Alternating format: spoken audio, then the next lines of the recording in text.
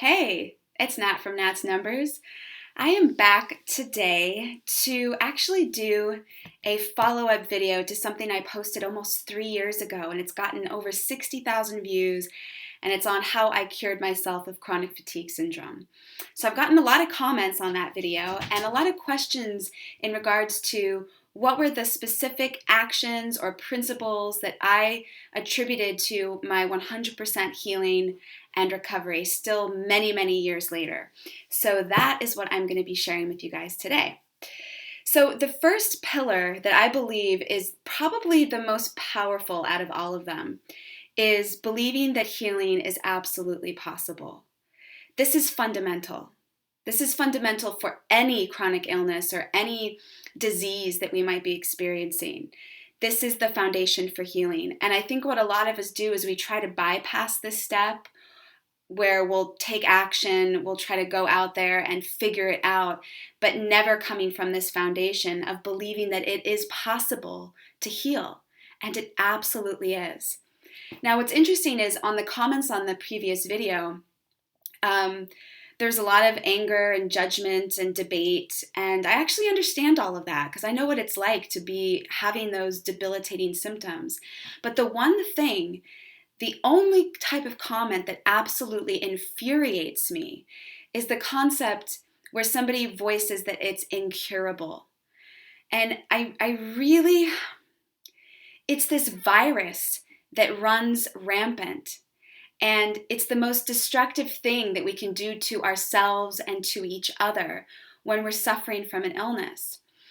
I understand it though. So if you're a person that grew up, as most of us did or have, in a family or an environment that really believes wholeheartedly in the paradigm of Western medicine, then it makes sense that you would have that conclusion. Western medicine, because it's so mired in a capitalistic mode, it's based on this concept of finding customers versus finding a cure. And it says that their way is the only way. Now, one of the things that I have learned since posting my previous video from working with clients in my coaching practice has been that I had an advantage initially that most people don't have.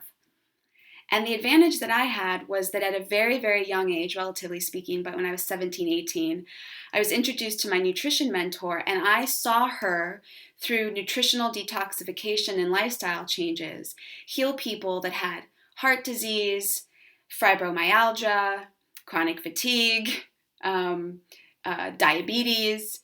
And so I understood that healing was possible outside the bounds of what was considered conventional. So I already sort of had that as fuel for my fire. So when I got sick, I 100% believed that I could heal.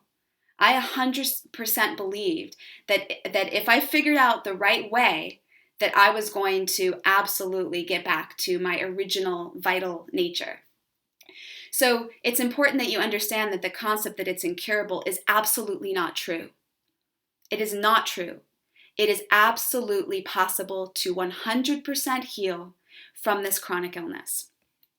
So one of the steps that I give clients is to invest more time, if not all time, in healing consciousness versus disease consciousness. And it's basically where you seek out the voice of those people who have achieved what you want to achieve and ignore people who haven't. So if you're listening to people who are still sick, who are still suffering, who are still in disease and illness, they are incredible people and have other wonderful wisdom to share with you. But one of the things that they're not going to be able to give you is to give you what you need to traverse the territory of full healing. So I'm going to post some resources below that are going to get you rolling in this direction of healing consciousness. The first one is the Spontaneous Remission Project, which is it's basically published by the Institute of Noetic Sciences. And what they've done is they have sought out and created a database of medically reported cases of spontaneous remission. In other words, of being completely cured of whatever illness it was. And this is something that was pulled from, hundreds of journals. It's published in hundreds of different languages. And what they do is they have documents of people being completely healed from heart disease, from autoimmune diseases, from a gunshot wound to the head, from AIDS. So instead of being up at night like we usually are with CFS where we can't sleep on WebMD, I want you to instead go on to this particular link below of the Spontaneous Remission Project, okay? It'll give you so much hope and so much fuel for your healing fire. The second link that I'm going to put below is the book Radical Remission by Dr. Kelly Turner. And what she actually did is she went and studied people who completely cured themselves and were in remission from cancer and found that, these weren't people that were just, what's the word? Doing nothing, just sidling idly by and doing nothing. These were people that all shared 9 common factors. I'm going to post those things below. There are 9 factors that every single one of these people who completely healed from what we consider to be the incurable, what they did, okay? And it's going to be along the lines of a lot of what I'm going to be talking about today. The third is a link to a book by Dr. Lisa Rankin called, I think it's Mind Over Medicine, and she wrote a whole book about the placebo effect, which is something that has been documented for a very long time in the medical community, and it's the very perplexing concept that in all of these medical trials and pharmaceutical studies, that even when you give a person a sugar pill, they still heal.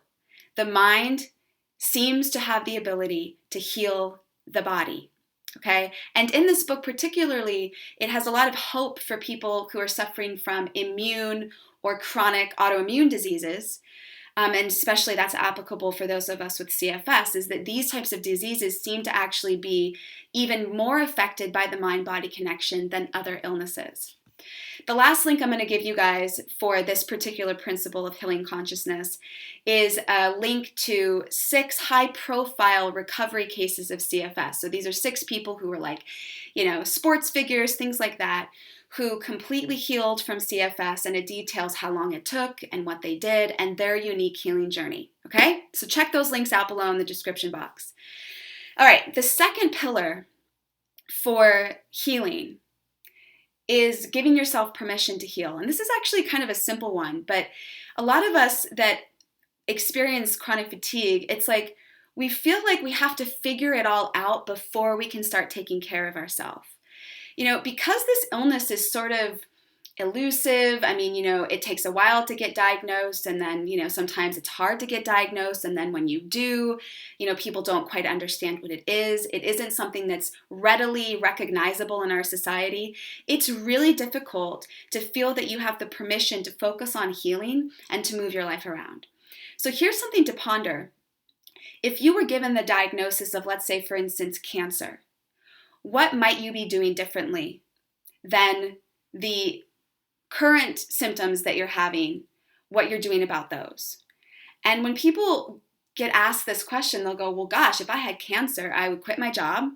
I would remove these toxic people from my life. I would go to Europe. I would finally join the gym. I don't know, right? But whatever it is, they had this list of things that they intuitively knew that they needed to do, but they didn't feel that they could. They didn't feel that they had permission. So what would you do? What would you do if you finally gave yourself permission to heal before you have it figured out, or to heal before other people give you permission to take care of yourself? Do it now, okay? Pillar number 3. Listen and respond to the intelligence of your body. This was a big one, and when I looked in my journal and kind of pulled out those big moments of massive healing, this was a big moment for me, and it was where I finally believed that there was an intelligence within my body that bypassed what anybody out here would tell me. To heal, you have to develop a type of mastery of listening to and developing a relationship with your body, one that is higher in priority than people-pleasing or meeting other people's expectations. I have this great quote from a mentor of mine. He says, your body is a biofeedback interface between your physical self and your soul. Our bodies, in other words, are our most treasured, wise, and greatest best friend. And it's our greatest compass for vitality and a resilient, healthy physical life. So we have to learn how to listen to our bodies. So for me, what this meant was I stopped listening to and adhering to the dogma and the regimens of what was on the internet or what I knew from my education. I had to actually clean the slate and erase it and start to learn how to walk again, learn how to listen to my body. What did I eat? What specific things do I eat that feel good? What specific movements feel good? I had to get down back to square one. So here are some of the ways I did that. First of all, meditation visualization. This was huge. So every morning I would wake up and I would visualize my body being radiant and healthy. I saw myself on a beach somewhere. I saw myself smiling. I just felt energy coursing through my body. You can also just do basic meditation where you clear your mind and you just get in touch with that non-physical part of yourself. The second thing that I would do is I would check in with my body. I would actually ask my body questions. And so when my body was on super high alert, so maybe my symptoms were incredibly severe, I might have to do this on an hour by hour basis. And I would ask myself, what do you need for healing? What would feel so nourishing to you right now? And sometimes I would get like weird ideas. I would get like, just eat a tablespoon of protein of an egg. Because at that time I couldn't really have anything heavy without wanting to throw up. And those little baby steps added up to massive increases in healing and in energy. Pillar number 4. I'm going through these pretty fast, you guys, because I don't want to make this video too long. But pillar number 4 is embracing the lows and not being afraid of the symptoms. So as you start to recover and apply these first 3 pillars, you're going to feel a tad bit better. So it might be just for 10 minutes, it might be for a day, it might be for 3 days. But you're going to notice that as you feel better, you're going to have the tendency to go back to default behaviors, going for a run, drinking a glass of wine, people pleasing, taking on extra responsibilities, and your symptoms are going to come back. And the reason why the symptoms come back is because they're a way for you to collect data, to collect information, and to remind you of what habits and what actions produce experiences of illness or relapse and what ones don't. So don't be afraid of that. So the step here is to start to see CFS instead of as this ugly demon that you're desperately trying to run away from or hide from, to start seeing CFS as your fuzzy friend. And so I actually started to imagine and visualize this as being true. If I started to experience the dizziness, the nausea, the mind-numbing fatigue and brain fog, I would just imagine that CFS was this fuzzy friend and that it was telling me something. And so I would open up my journal and I would ask myself at the onset of symptoms or an increase in symptoms, I would ask myself, what am I learning from this? What could I do better next time? What is working? What isn't working? I would learn from that experience of the low. Do not be afraid of it. It is absolutely essential in the healing process. Okay, the last pillar, pillar number 5, is to find out and be who you are. I have found from working with clients that, unfortunately, most of us go through life trying to mold ourselves to please others. And so we have this amazing superpower, we have this amazing genius and brilliance inside, but we repress it, right? So we might be somebody who's incredibly social and incredibly fed by interacting with other people, who is in a computer job crunching numbers. Or we might be somebody who needs solitude and needs a lot of philosophical, introspective time, and we're thrown out there into a sales job.